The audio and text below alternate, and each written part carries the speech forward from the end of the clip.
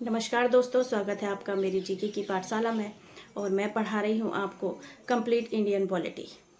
तो जैसे कि हम पढ़ रहे हैं आज राज्य के नीति निर्देशक तत्व DPSP। तो उन्हें पढ़ने से पहले हम एक मोटिवेशनल कोट को सुन लेते हैं और फिर अपनी क्लास को हम शुरू करते हैं। तो दोस्तों, आपका वेलकम है मेरी क्लास में। और आज का क्या सुविचार है कि तेरे गिरने में तेरी हार नहीं, तेरे गिरने में तेरी हार नहीं, तो इंसान है अवतार नहीं, तो इंसान है अवतार नहीं। गिर उठ चल दौड़ फिर भाग, गिर उठ चल दौड़ फिर भाग, क्योंकि जीवन संक्षिप्त है इसका कोई सार नहीं, क्योंकि जीवन संक्षिप्त है इसका कोई सार नहीं।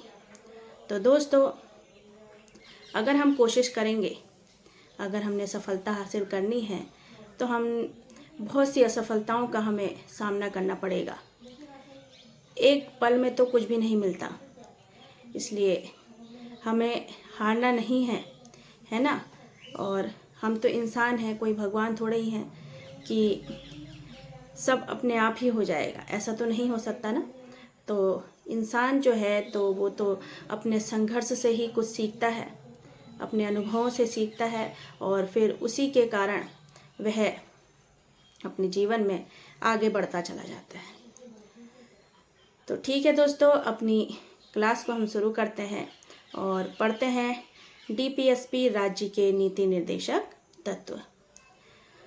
DPSP जो है दोस्तों, ये संविधान के भाग 4 में आता है और अनुच्छेद 36 से 51 तक, अनुच्छेद 36 से 51 तक DPSP का वर्णन है। मतलब राज्य के नीति निर्देशक का वर्णन है किसमें? अनुच्छेद 36 से 51 तक। आयरलैंड के संविधान से जो ये राज्य के नीति निर्देशक तत्व हैं वे प्रभावित हैं, अर्थात DPSP प्रभावित है आयरलैंड के संविधान से ये लिए गए हैं। ठीक है, तो आप समझ गए, आपको DPSP भी राज्य के नीति निर्देशक तत्वों का ही एक नाम है। ठीक है, और DPSP की प्रेरणा जो है दोस्तों कहाँ से ली गई है? 1935 के भारत शासन अधिनियम के अनुदेश प्रपत्र से। कहाँ से मिली? DPSP की जो प्रेरणा मिली वो 1935 के भारत शासन अधिनियम के अनुदेश प्रपत्र से मिली। DPSP जो है दोस्तों राज्य के नीति निर्देशक तत्व, इनका क्या उद्देश्य है? तो इनका उद्देश्य है कल्याणकारी राज्य की स्थापना करना। क्या है? कल्याणकारी राज्य की स्थापना करना। और दूसरा उद्देश्य है आर्थिक लोकतंत्र या प्रजातंत्र की स्थापना करना। आर्थिक लोकतंत्र या प्रजातंत्र की स्थापना करना, ये DPSP का उद्देश्य है। अब दोस्तों, जैसे मौलिक अधिकार होते हैं ना, तो वो हमें राजनीतिक और सामाजिक अधिकार देते हैं। मौलिक अधिकार जो है वो कौन से अधिकार देते हैं हमें? राजनीतिक और सामाजिक अधिकार देते हैं। लेकिन हमारे जो राज्य के नीति निर्देशक तत्व हैं वो हमें आर्थिक अधिकार देते हैं। और आपको मैंने बताया था जो DPSP होता है वो गैरवाद योग्य है। मतलब इसके जो भी केसेज होते हैं या अगर कुछ भी हमें अच्छा नहीं लग रहा है तो हम न्यायालय में नहीं जा सकते।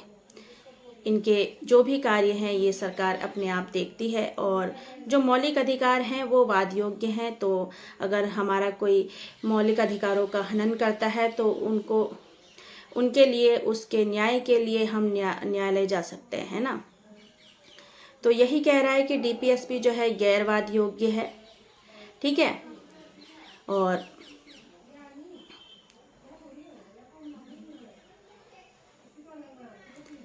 DPSP गैरवाद योग्य है और DPSP में ऐसी बातों पर चर्चा होती है जो राज्य को एक दिशा देती है कि कैसे एक राज्य और अच्छा बन सकता है। हमारे मौलिक अधिकार वाद योग्य हैं जबकि DPSP गैरवाद योग्य है। इसका मतलब मैंने आपको बता दिया है कि अगर कोई हमारे मौलिक अधिकारों का हनन करता है तो उसके लिए हम न्यायालय जा सकते हैं, तो इसे कहेंगे वाद योग्य। और अगर नहीं जा सकते हैं तो उसे कहेंगे गैरवाद योग्य, जैसे हमारे नीति निर्देशक तत्व हो गए। लेकिन राज्य के नीति निर्देशक तत्व और DPSP जो भी हैं तो इनके जो कार्य हैं वह सरकार अपने आप देखती है, इसलिए डीपीएसपी गैर वाद योग्य है अनुच्छेद 37 के अनुसार। मौलिक अधिकारों को लागू करने का अधिकार न्यायपालिका में सुप्रीम कोर्ट और हाई कोर्ट के पास होता है। मौलिक अधिकारों को जो लागू करती है ना, तो वो न्यायालय जो है, न्यायपालिका, वह लागू करती है और इसका अधिकार सुप्रीम कोर्ट और हाई कोर्ट के पास होता है। और डीपीएसपी को लागू करने का अधिकार किसके पास होता है? राज्य के पास। तो राज्य क्या है? एक तरह से सरकार है। ठीक है। अब अनुच्छेद 38 के बारे में पढ़ते हैं। अनुच्छेद 38 के अनुसार राज्य लोक कल्याण की अभिवृद्धि के लिए सामाजिक व्यवस्था बनाएगा। अनुच्छेद 38, राज्य लोक कल्याण की अभिवृद्धि के लिए सामाजिक व्यवस्था बनाएगा। और अनुच्छेद 38 में ही राज्य जो है लोक कल्याण के लिए कार्य करता है। राज्य का आप मतलब समझ गए हैं क्या होता है इसका अर्थ? तो इसका अर्थ होता है सरकार। तो अनुच्छेद 38 में लोक कल्याण के लिए, इस अनुच्छेद में बताया है कि इसमें क्या बताया है? लोक कल्याण के लिए इसमें कार्य किया जाता है। अब अनुच्छेद 38 के भाग 1 में सामाजिक न्याय की, आर्थिक न्याय की और राजनीतिक न्याय की बात की गई है। किसकी? भाग 1 में सामाजिक न्याय, आर्थिक न्याय और राजनीतिक न्याय की बात की गई है। अनुच्छेद 38 के भाग 2 में राज्य आय की असमानताओं को कम करने का प्रयास करेगा। जैसे आप देखते हैं कि कोई बहुत अमीर व्यक्ति होता है तो वह अमीर ही होता चला जाता है, और कोई गरीब होता है तो वह गरीब ही होता चला जाता है। तो ये क्या है? एक तरह से असमानता है ना। तो सबको आय एक बराबर नहीं मिल पा रही है। तो वही है कि राज्य जो है आय की असमानताओं को कम करने का प्रयास करेगा अनुच्छेद 38 के भाग 2 के अनुसार। अब अनुच्छेद 39 पढ़ लेते हैं, 39। तो अनुच्छेद 39A, इसमें पुरुष और स्त्री सभी नागरिकों को समान रूप से जीविका के पर्याप्त साधन प्राप्त करने का अधिकार होगा। पुरुष और स्त्री सभी जो है नागरिक, वह समान रूप से अपनी जीविका के उपार्जन के लिए कार्य कर सकते हैं। ठीक है, उसका इन्हें अधिकार होगा। अनुच्छेद 39B में क्या कहा गया है कि समुदाय के भौतिक संसाधनों का स्वामित्व और नियंत्रण इस प्रकार बटा हो जिससे सामूहिक हित का सर्वोत्तम रूप से साधन हो। तो इसका अर्थ क्या हुआ? जो भी भौतिक संसाधन है तो उनका स्वामित्व और नियंत्रण इस प्रकार से बटा हो कि सभी को क्या हो? समान हित मिले, समान लाभ मिले। ठीक है। अब अनुच्छेद 39C में क्या कहा गया है कि पुरुष और स्त्री दोनों के समान कार्य के लिए समान वेतन हो। कि स्त्री हो या पुरुष हो, तो सभी नागरिकों के लिए एक समान क्या हो? वेतन हो। अनुच्छेद 39C में ये कहा गया है। अब कहा गया है अनुच्छेद 39D में, तो इसमें कहा गया है कि बालकों को स्वतंत्र और गरिमामय वातावरण में स्वस्थ स्वास्थ्य और विकास के अवसर और सुविधाएं दी जाएं और बालकों और अल्पवय व्यक्तियों की शोषण से तथा नैतिक और आर्थिक परित्याग से रक्षा की जाए। ठीक है, मतलब बालकों को स्वतंत्र और गरिमामय वातावरण दिया जाए, उनको स्वास्थ्य पर ध्यान दिया जाए, विकास पर ध्यान दिया जाए, और अगर किसी का शोषण हो रहा है तो उस पर भी ध्यान दिया जाएगा अनुच्छेद 39D के अनुसार, और नैतिक और आर्थिक परित्याग की भी रक्षा की जाएगी।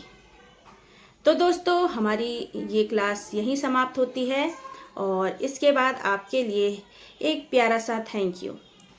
अगर आपने मेरी क्लास यहाँ तक देखी है तो आपका बहुत बहुत धन्यवाद, और ऐसे ही पूरी क्लास अटेम्प्ट करिएगा और पूरा देखिएगा, तभी तो आपको फ़ायदा होगा। नहीं तो थोड़ा सा अगर आपने स्किप करके देखा तो क्या आपको सीखने को मिलेगा, है ना। अगर आपने कुछ सीखना है, जैसे मैं आपको पढ़ा रही हूँ राज्य के नीति निर्देशक तत्व, तो आप पूरा पढ़ेंगे शुरू से लास्ट तक, तभी तो आपको समझ में आएगा, नहीं तो फिर कैसे आएगा। और अगर एक बार में नहीं आया है तो एक बार में तो वैसे भी किसी को याद नहीं होता है, और आप अच्छे से 1-2 बार और पढ़ लीजिएगा तो आपको अच्छे से समझ में आ जाएगा। ठीक है दोस्तों, तो अपनी क्लास हम यहीं समाप्त करते हैं और फिर मिलते हैं आपसे अपनी अगली क्लास में। तब तक के लिए अपना ध्यान रखें, स्वस्थ रहें, खुश रहें। Thank you.